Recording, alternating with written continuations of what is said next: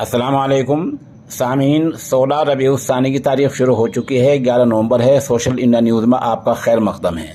ख़बर का उन्वान है मदरसा इस्लामिया कंज मरगूब पट्टन गुजरात के शेखुल हदीस का इंतकाल, इन्ना लिल्लाहि व इन्ना इलैहि राजिऊन। इस खबर के लिए इदारे के ही नादिम तालीमात हज़रत मौलाना अबुल हसन वादना हमारे राब्ते में हैं।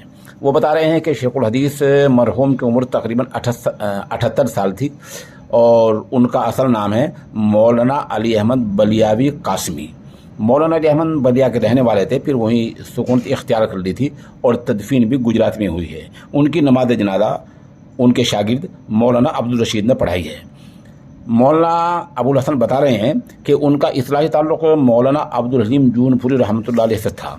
मौलाना मजीद बता रहे हैं कि वो तकरीबन 40 साल से इल्म हदीस की खिदमत अंजाम दे रहे थे और अब चंद बरस से वो शेखुल हदीस के मनसब पर फाइज हो चुके थे।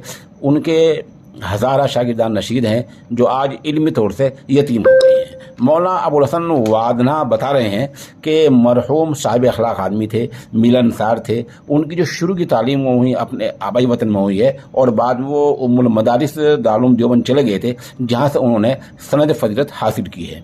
हम ये तस्वीर हज़रत वाला की है, उस इदारे की और मौके की 2-3 तस्वीर पेश कर रहे हैं, जिसके लिए हम दोबारा हज़रत मौलाना अबुल हसन वादना के शुक्र